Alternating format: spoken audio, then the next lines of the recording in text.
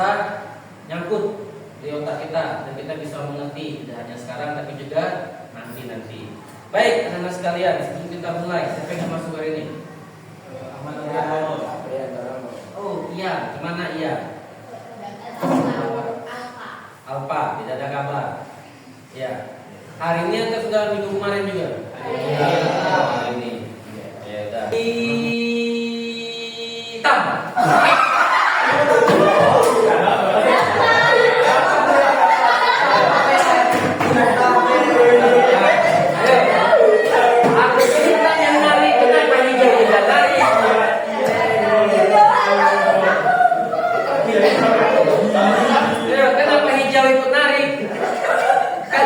Tapi suruh tangkap yang hitam. Kalau hijau suruh tangkap yang hijau. Nah, oke, tangkap nanti kita akan mempelajari mengenai menguasai kecerdasan artifisial. Yang paling utamanya itu adalah cara mengoperasikan, mengaplikasikan dan berkolaborasi dengan AI atau KA, ya, atau kecerdasan artifisial. Nah, diharapkan setelah pembelajaran ini kalian itu mampu untuk mengidentifikasi jenis-jenis kecerdasan artifisial atau AI beserta contoh-contohnya. Dan paling utama itu adalah penggunaan dalam kehidupan sehari-hari. Kemudian mampu mengoperasikan dan mengaplikasikan kecerdasan artifisial ini dalam bentuk sederhana untuk membantu kalian dalam mengerjakan tugas. Ya, membantu ya, bukan membuat ya. Jangan pula nanti kalian buat prompt panjang-panjang, rupanya yang buatnya AI, kamu tinggal tidur. Nanti sudah selesai tinggal copy. Nah, itu tidak boleh. Kemudian yang terakhir adalah mampu berpikir kritis dan berkolaborasi dengan AI untuk menghasilkan karya yang orisinil. Akan ada 3 bagian penilaian. Identifikasi KA, berkolaborasi dengan berpikir kritis. Dan nanti nilai itu akan dibagi menjadi nilai kalian. Nah, itu nilainya nanti. Baik, sudah buka betul ya? Mentimeternya sudah dibuka? Mentimeter sudah dibuka? Ya, masih menunggu sinyal ya. Mentimeternya sudah dibuka? Sudah ya? Jadi sudah? Sudah. Masukkan angka 7287 0113.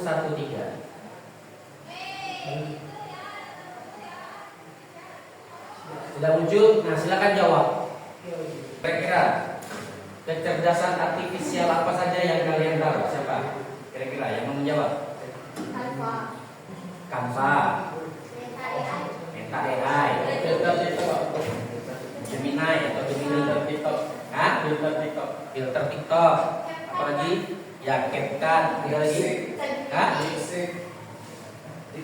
DeepSeek. Ya, mau pakai DeepSeek ya? Ya, Cici. Apa lagi? ChatGPT. Apa? Ya, AI itu mesinnya gitu loh. Alatnya. Ya. Apa lagi?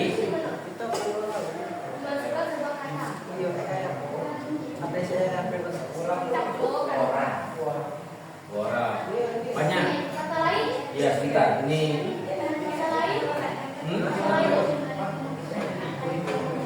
jawabannya. Iya, isi aja. Ya. Ini sedang connect. Sedang reconnect. Sinyal memang agak susah. Kalau udah kayak gini gimana, Pak?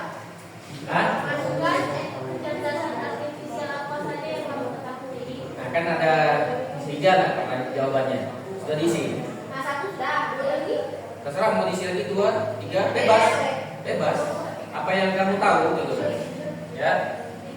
Ini cuman karena sinyalnya agak susah. Jadi yang kalian sebutkan tadi, ya, yang kalian sebutkan tadi kayak ada Gemini, ChatGPT. Nah, ini contohnya di laptop sini ada 2 saya taruh. Ada Gemini dan ChatGPT di sini. Nah, ya, ada Gemini dan ChatGPT. Nah, jadi rata-rata kalian itu berarti sudah sering pakai yang namanya AI. Cuman apa namanya? Mungkin kurang aware aja, kurang menyadari bahwa yang dipakai itu adalah AI atau kecerdasan artifisial. Ya kan? Makanya setiap aplikasi yang bisa mengedit, nah ini bisa mengedit, ya, apakah itu teks, apakah itu gambar, apakah itu suara, ya, nah itu namanya kecerdasan artifisial. Nah itu kita harus hati-hati dengan itu, ya, tidak bisa kita sembarangan. Jadi ini menguasai kecerdasan artifisial, mengoperasikannya, mengaplikasikannya dan berkolaborasi. Nah, itu apa itu kecerdasan artifisial? Nah, jadi KA itu adalah otak buatan, ya. Berarti siapa yang menciptakannya? Ya, manusia. Jadi itu ditaruh di dalam komputer. Jadi komputer itu seperti ini laptop alat bantu, di dalamnya ada aplikasi-aplikasi yang memang dia itu berfungsi untuk membantu kita. Nah, kemudian, kalau tadi yang kalian sebutkan itu kan contoh yang umum, yang sudah kalian ketahui, ya kan? Nah, tapi coba lihat di sini ada yang namanya Ani, ada Agi, ada Asi, ya. Ini bukan nama orang, ya. Ini bukan nama orang. Ani, Agi, dan Asi. Kalau Ani itu adalah artificial neural intelligence. Kalau AGI atau AGI itu artificial general intelligence, dan itu adalah ASI, artificial super intelligence. Nah, jadi ya contoh kayak ini artificial narrow intelligence. Nah, narrow intelligence itu artinya dia memiliki kecerdasan itu mendekati kecerdasan manusia. Mendekati, ya. Mendekati kecerdasan manusia, ya, contohnya kita lihat Siri, Google Assistant, ya kan, Quizzes, Google, dan semua yang harus sebutkan itu, ya. Kemudian tidak bisa mengerjakan PR matematika. Nah, kenyataannya sekarang sudah mulai bisa, ya kan. Ketika soalnya kita ambil, nah, ya terutamanya anak IPA kalau dikasih soal hitungan sulit-sulit, fisika, kimia, matematika, ya kan, sudah rumus banyak, kopinya rumus tuh, masukkannya ke dalam ini, ke dalam AI atau KA, tek, langsung muncul jawabannya. Tetapi kalau untuk angka kemungkinannya masih bisa 100% mendekati benar. Tetapi kalau untuk soal non eksak, non matematika, non hitungan, jawabannya bisa bervariasi. Sebagai contoh, misal sebagai contoh itu misalnya begini, makna lagu Don't Cry for Me Argentina, ya, kita tekan, akan muncul analisisnya, ya kan? Nih, saya nggak tahu ChatGPT saya masih ada atau enggak ini, pas sudah habis, karena ChatGPT itu dia terbatas pemakaiannya, ya.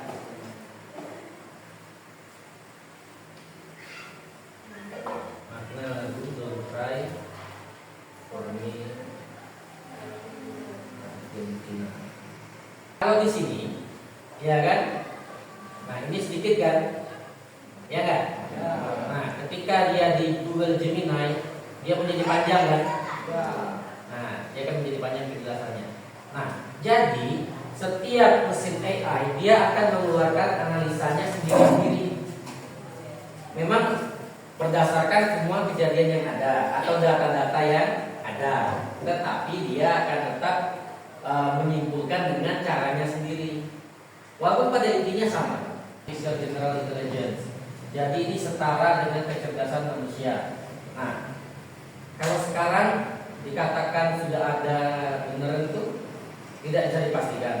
Tetapi kalau dari informasi yang beredar kayak di dark web, ya, kemudian di beberapa situs-situs media sudah ada nih, ya, sudah pernah diperlihatkan ada 3 mesin AI, 3 HP, 3 mesin AI.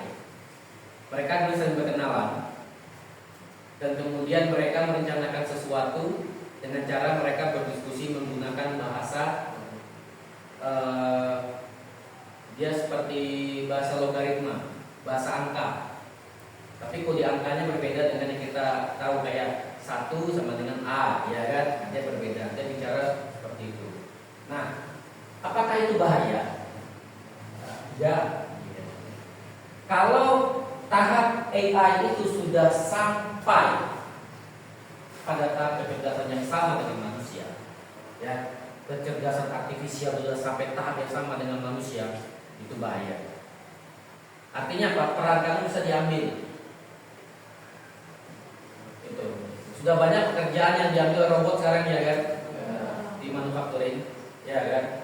Nah, bahkan yang kegiatan paling simpel saja itu sudah bisa diambil alih oleh ini. Nah, kalau itu sampai terjadi, wah, itu bahaya. Bahaya sekali. Ya. Nah, contohnya itu kalau di film robot, ya kan, banyak kan, kayak Robocop. Sudah tuh di film apa lagi? Jangan nonton robot. Ya kan? Nah, itu. Kemudian yang paling tinggi itu adalah ASI, Artificial Super Intelligence. Nah, ini jauh lebih cerdas daripada manusia. Nah, kalau sudah jauh lebih cerdas daripada manusia, yakinlah bahwa kita bukan digantikan lagi, tapi kita akan dibinasakan. Perhatian dan pengaplikasian KA di kelas, seperti tadi, untuk menulis dan menyunting. Nah, menulis ini kita bisa menggunakan Google Docs, ya kan? Google Dokumen, kita tulis, kemudian kita gunakan Grammarly untuk mengkoreksi struktur tata bahasa, terutama bahasa Inggris. Perancang presentasi tentang tata surya, kolaborasi cerdas yang kita lakukan bersama KA. Yang pertama, kita minta KA untuk buat daftar poin penting tentang setiap planet. Itu kita minta, kita ketik. Kemudian gunakan KA untuk saran gambar yang cocok untuk slide tentang planet Mars. Kita suruh dia nyanyi. Kemudian kita minta juga KA untuk merekomendasikan video YouTube yang berkaitan dengan edukasi tata surya. Ya. Nah, setelah data itu terkumpul, baru untuk kamu pilih-pilih lagi. Oh, yang ini. Karena dia akan memberikan beberapa opsi banyak datanya. Luas semuanya. Nanti dipilih, susun, kemudian presentasikan mana yang menarik. Bahkan ChatGPT atau Gemini prompt-nya itu bisa membantu kita untuk membuat presentasi, arah presentasinya, gambar presentasinya itu apa, kemudian tulisannya bagaimana, itu bisa. Tapi dibalik-balik lagi kita yang harus mengerjakannya, jangan suruh dia yang mengerjakan. Ya, kemudian tanggung jawab berkolaborasi dengan KA. Asli, harus asli kerjaan kalian. Jadi jangan pernah copy paste 100%. Karena itu bukan jawaban akhir. Itu cuma inspirasi ide saja.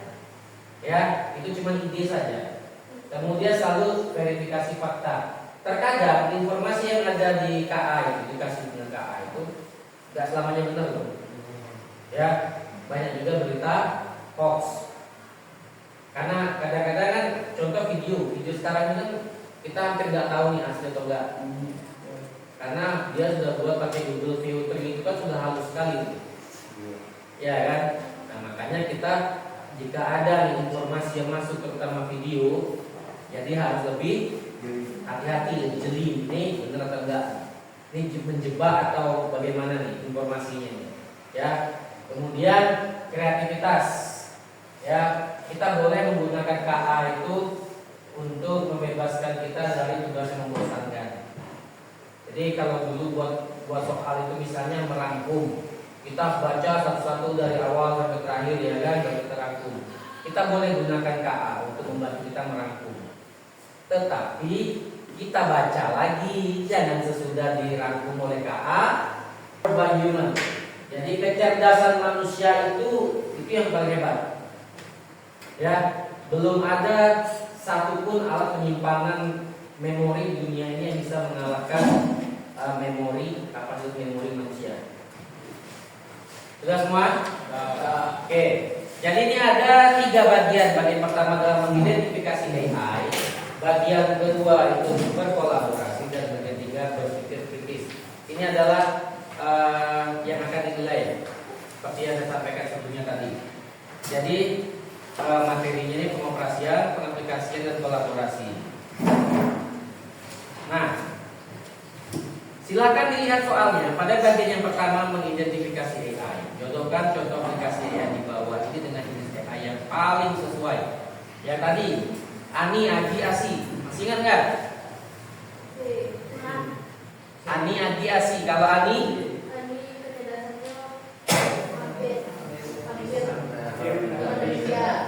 hampir mendekati.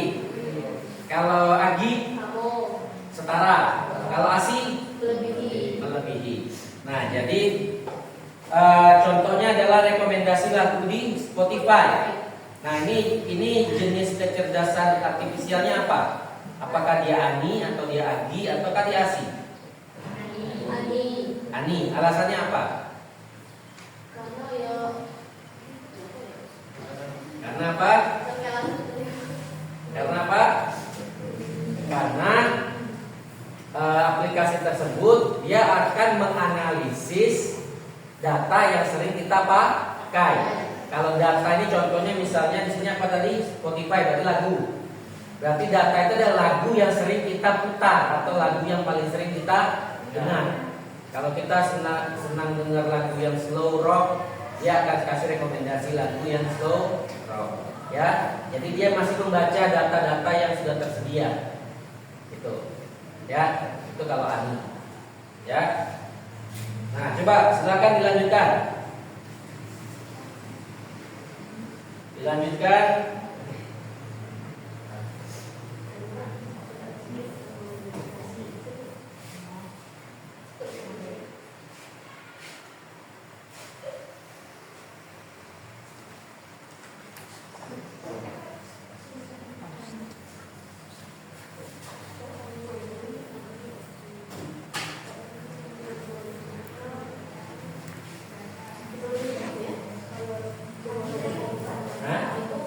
Kalau Agi itu dia kemampuannya setara. Ya. Kalau Ani dia mendekati. Dia berarti masih di bawah. Ya, masih di bawah kita ya. Enggak, belum sepintar kita. Ya. Taufik, jawab nomor 3. Yang bagian 2. Ya, 3 bagian 3. Ya. Kemudian pertanyaan refleksi nomor 1, Iwi. Nah, feedback itu nomor 1, Iwi. Enggak, ini kan kita kan ini sudah isi semua. Selesai? Nah, oke, mari kita diskusikan bersama-sama jawabannya. Oke, yang untuk bagian pertama tadi, ya, jadi ada rekomendasi lagu di Spotify. Coba kita minta pendapatnya Adli dulu. Ya, menurut kamu Adli, itu jenis kecerdasan apa? Jadi kecerdasan Ani, kenapa Ani? karena bisa menganalisis data yang sering ditelusuri dan sering terjadi. Ya, dia menganalisis data yang sering kita telusuri atau kita pakai. Oke, kemudian Ani. Kemudian Siri atau Google Assistant. Coba Celsa. Menurut kamu apa jawabannya?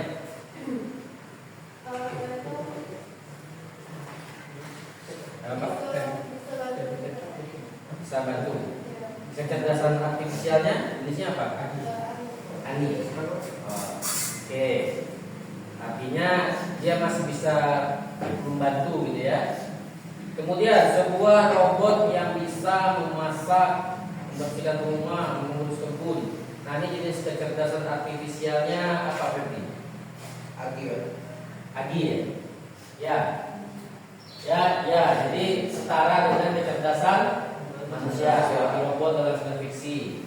Oke. Alasannya bisa kerja gitu, kayak manusia. Iya, setara ya.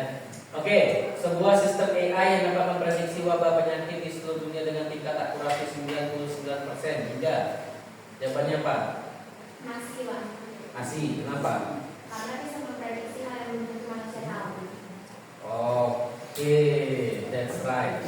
Ya, ASI itu tingkat prediksinya itu sudah sangat tinggi. Jadi menghalang-halangi peramal. Ya, dia membaca data. Nah, tapi kalau bisa janganlah gitu kan. Biar kita saja yang analisisnya, jangan kayak AI. Nanti kita pula yang ini kan. Kemudian filter wajah di TikTok. Nah, ini A. Agi ya? Agi. Ya. Kenapa Agi? Karena bisa menganalisis atau mengenali wajah manusia, bisa langsung masuk ke wajah manusia untuk pasar filter. Bisa langsung dia masuk ya. Oke, Agi.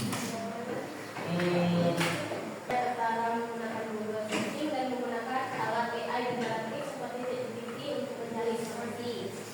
Jawabannya, jika di Google jawaban yang terbuka beragam atau banyak dari sumber-sumber, contohnya Brainly, Wikipedia, Wondery, Script, dan lain-lain. Sedangkan AI seperti ChatGPT, jawaban yang kita temui hanya dari satu sumber, yaitu jika kita gunakan ChatGPT, jawaban yang kita temui hanya sumber dari ChatGPT itu sendiri. Oke, tepuk tangan teman-teman. Dan pemikiran kritis manusia tetap penting meskipun kita sudah memiliki AI. Jawabannya karena AI belum bisa melampaui otak manusia. Kita masuk pada pertanyaan refleksi. Nah, ini. Yang pertama, siapa? Bisa. Oke, Bibi. Balik ke sini lagi kita.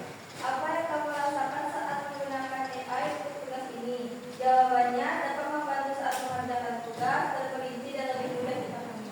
Ya. Karangan hasil AI dengan hasil revisi yang kamu buat. Ya. Perbedaannya bisa dilihat dari karangannya. AI cenderung lebih mengenal. Kalau buatan sendiri mengenal cuma tekan. Oke. Anda tidak boleh hanya mengcopy paste hasil dari AI tanpa melakukan revisi, karena hasil dari AI belum tentu semuanya benar, Pak. Untuk tugas membuat karangannya, jangan lupa nanti disubmit, ya, jangan lupa nanti dikumpulkan.